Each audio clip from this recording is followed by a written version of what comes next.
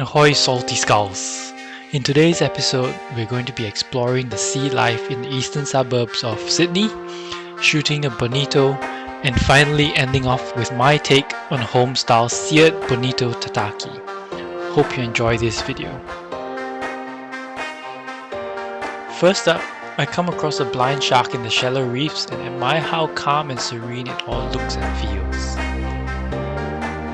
As I carry on a bit deeper, I see a small school of pikes as I swim along the bottom.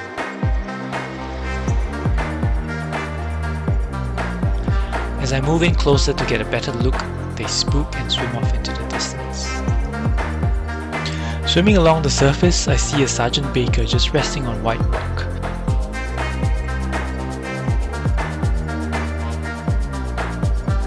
We'll often be able to swim right up to them as you see here, so to make it a bit more challenging for myself and to give them a fighting chance, I've decided to only stab them rather than shoot them.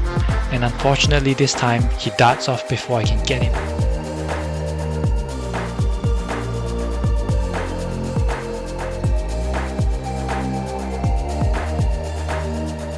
On my next drop, I check out a beautiful underwater cave, but unfortunately there isn't anything there today.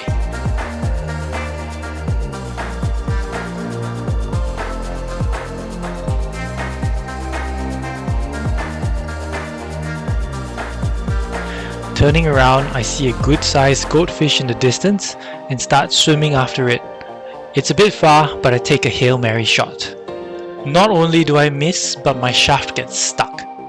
Running out of breath, I decide to come back for it, and luckily it isn't too difficult to remove.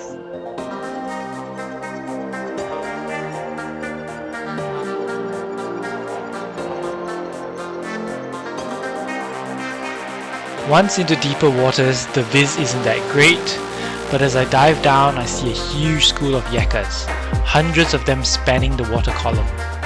These guys weren't sleeping as well and were pretty active, which is always a good sign for potential predators.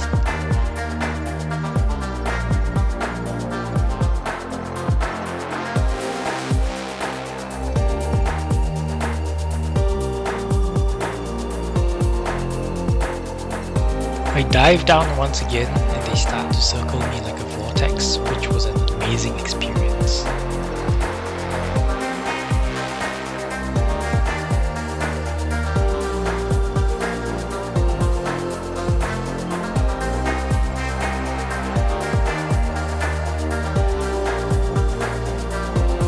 Out of the blue, they split apart and dart in different directions.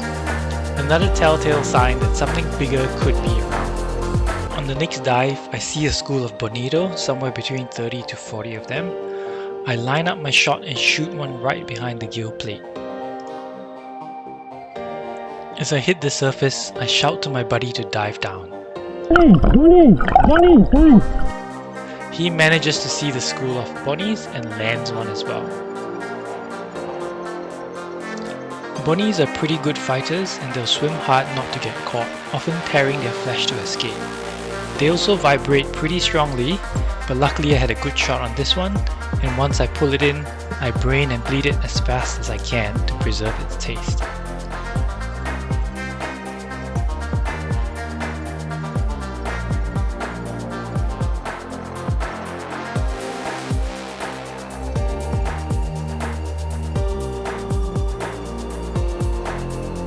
I move in towards the reef again as things have gotten pretty quiet.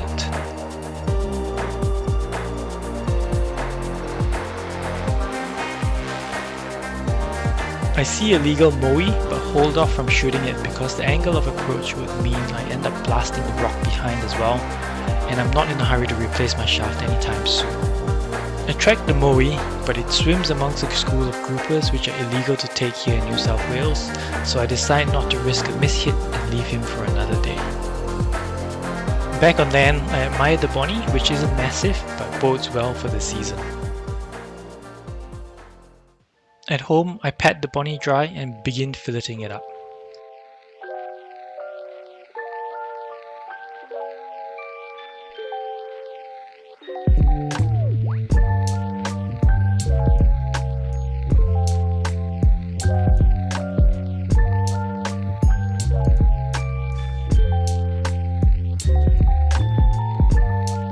I usually save the head and bones for fish soup or stock, so there's absolutely no wastage with my catch.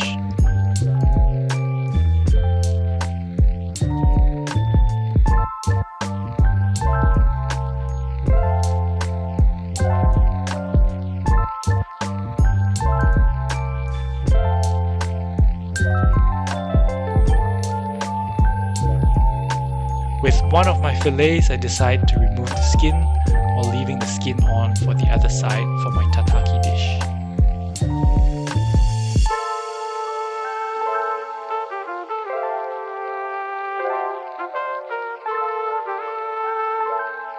I cut off the pin bones along the middle of the fish, and because the flesh of the bony is typically quite soft, the knife slices through it quite easily.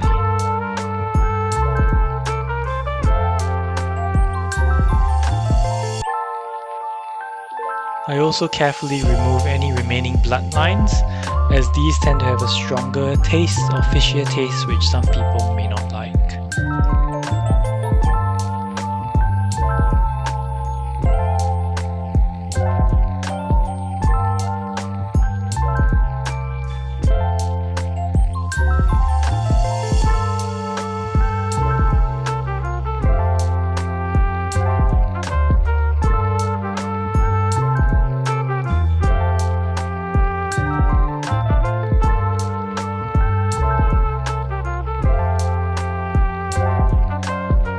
Place all my fillets onto some paper towels to keep them as dry as possible, and always try to prevent the flesh from touching any fresh water, as it helps to prevent bacteria from growing.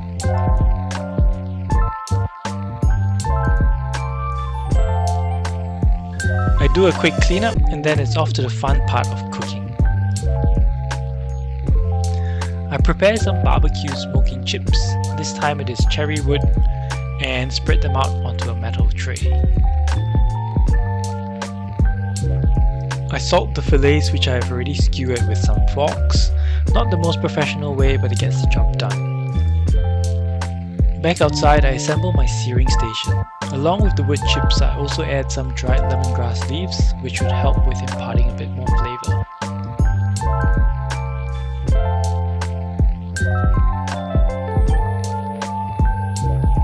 I use my blowtorch to light it on fire, moving the flame around to get all sides burning evenly before starting to sear the fillet.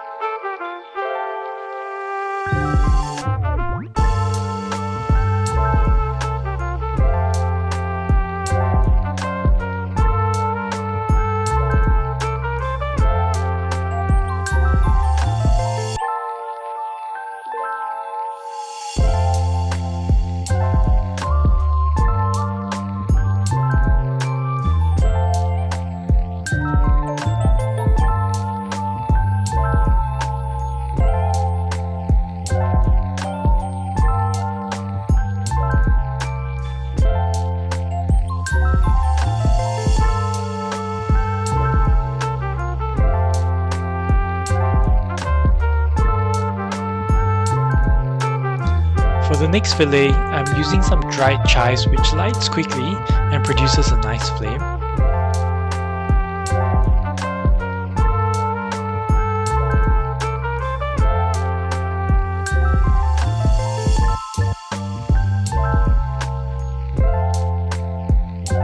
But it dies off just as quick, and I end up having to use the blowtorch to sear it off again.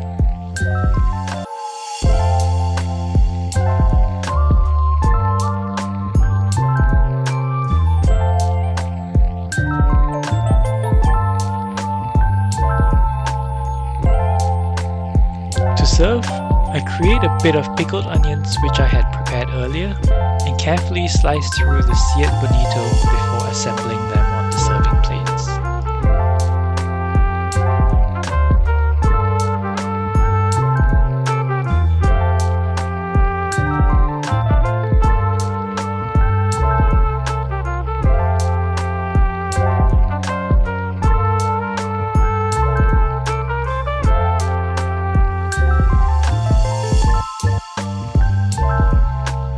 I Top it off with some fresh sesame seeds, spring onions, and a touch of sesame oil before serving with a bowl of soba and dipping sauce.